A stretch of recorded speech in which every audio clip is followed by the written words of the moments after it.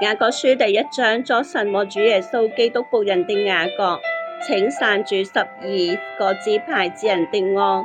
我的弟兄們，你們落在百般試煉中，都要以為大喜樂，因為知道你們的信心經過試驗就生忍耐，但忍耐也當成功，使你們成全完備，毫無缺欠。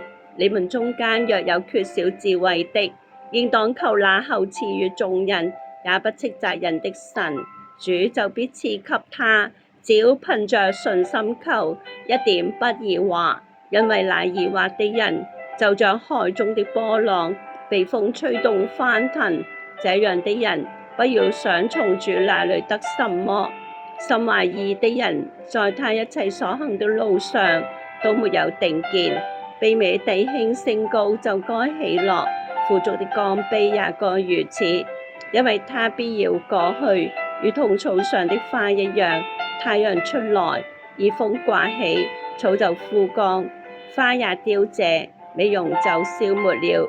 那富足的人在他所行的事上也要這樣衰殘。